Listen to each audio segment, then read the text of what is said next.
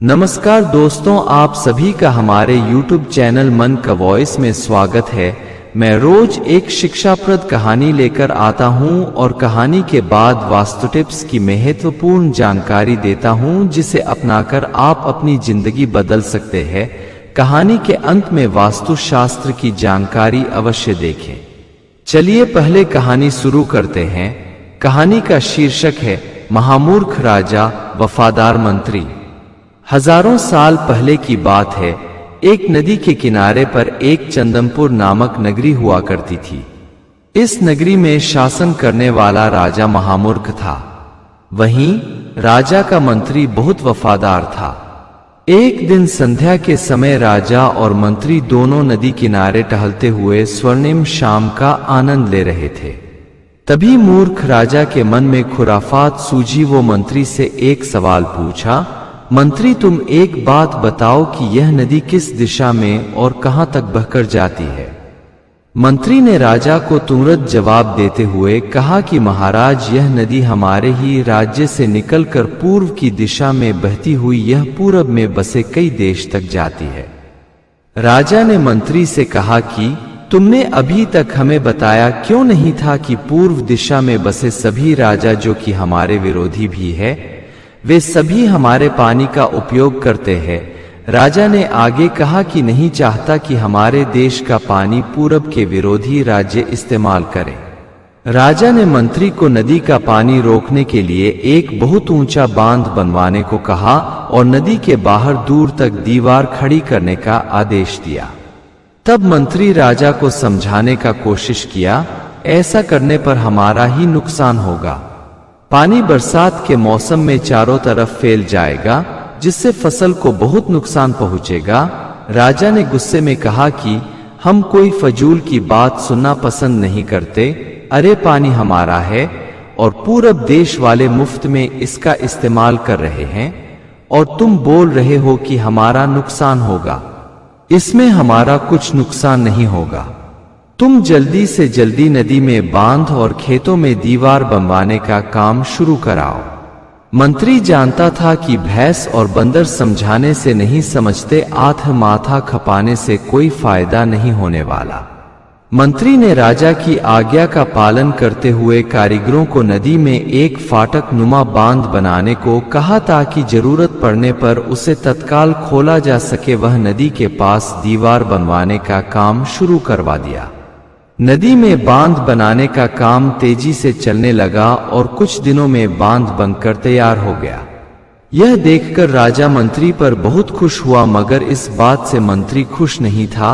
वह जानता था कि चंद दिनों में ही वर्षा शुरू होने वाली है और वह दिन भी आ जाता है जब वर्षा शुरू हो जाती है। चारों तरफ धरती जलमग्न हो जाती है। धीरे धीरे पानी लोगों के घरों में घुसना शुरू हो जाता है। इससे परेशान होकर सारे नगरवासी राज्यवासी एकत्रित होकर मंत्री के पास आते हैं। मंत्री उन्हें आश्वासन देता है कि वह इस समस्या का हल ढूंढ निकालेगा। वह सभी को धैर्य रखने की बात बोल समस्या का समाधान निकालने के लिए योजना बनाने लगा। पहले के जमाने में आज की तरह घड़ियां नहीं हुआ करती थी, बल्कि समय की जानकारी देने के लिए आदमी नियुक्त होता था। वह समय के अनुसार घंटा बजाता था, जिससे लोगों को समय पता चलता था। मंत्री ने उसे कहा कि आज तुम प्रति घंटे की बजाय हर आधे घंटे में घंटा बजाना। वह आदमी मंत्री का खास था। उस आदमी ने मंत्री ने जैसा कहा वैसा ही किया। इस तरह उसने आधी रात में ही सुबह वाला घंटा बजा दिया तो उसने 6 बार घंटा बजाया। 6 घंटे सुनकर राजा और सभी नगरवासियों को लगा कि 6 बज गए हैं और सुबह हो गई है। राजा उठकर बाहर आया तो वहां मंत्री पहले से मौजूद था। बाहर अंधेरा देखकर राजा मंत्री से पूछा कि अभी तक सूर्योदय क्यों नहीं हुआ। तब राजा के सवाल का जवाब देते हुए मंत्री ने कहा, महाराज, प्रातःकाल तो कब की हो चुकी है, पर हमने पूर्व दिशा वालों के यहाँ पानी को जाने से रोक दिया है, तो इसलिए पूर्व दिशा में बसे राजा हमारे यहाँ सूर्य की रोशनी को आने से रोक दिया है।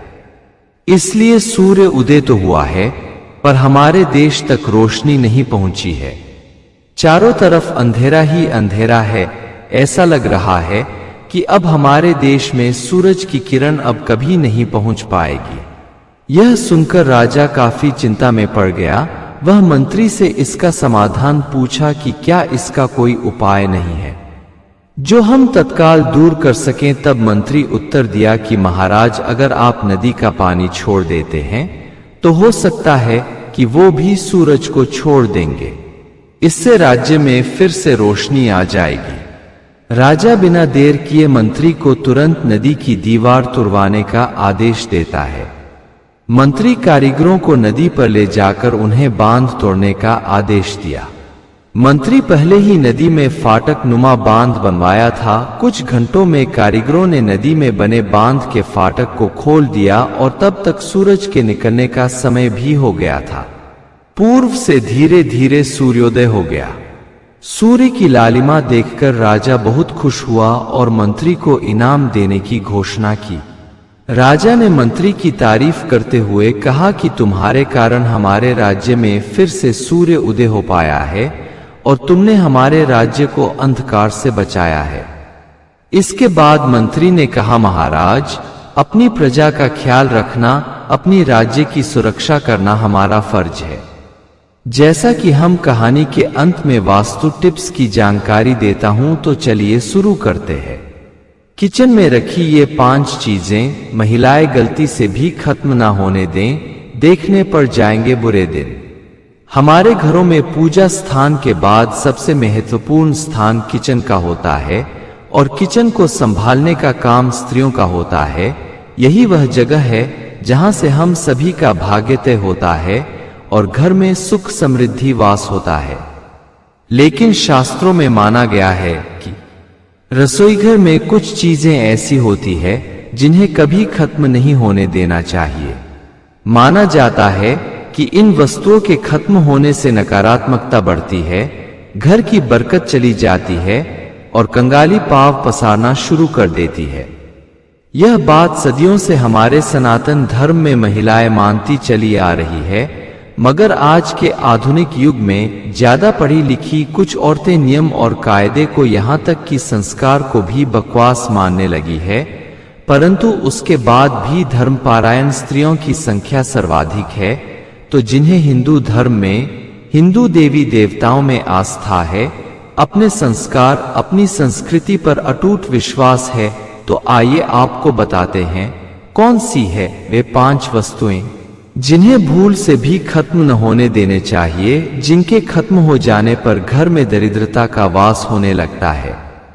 लेकिन आगे बढ़ने से पहले यदि अभी तक आपने हमारे चैनल को सब्सक्राइब नहीं किया है तो सब्सक्राइब कर लें, लाइक कर लें और कमेंट बॉक्स में राधे राधे जरूर लिखें। मात्र राधे राधे बोल देने से राधा रानी अपने भक्तों की हर मनोरथ पूरा कर देती है। चलिए वीडियो में आगे बढ़ते हैं। नंबर 1, सरसों का तेल। हमारे रसोई घर में शुद्ध घी के बाद खाना पकाने में सरसों का तेल खाद्य तेल के रूप में प्रयोग किया जाता है।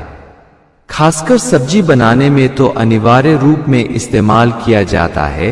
अक्सर देखा जाता है कि लोग जब रसोई घर में बिल्कुल तेल खत्म हो जाता है तब बाजार से खरीद कर तेल घर में लेकर आते हैं।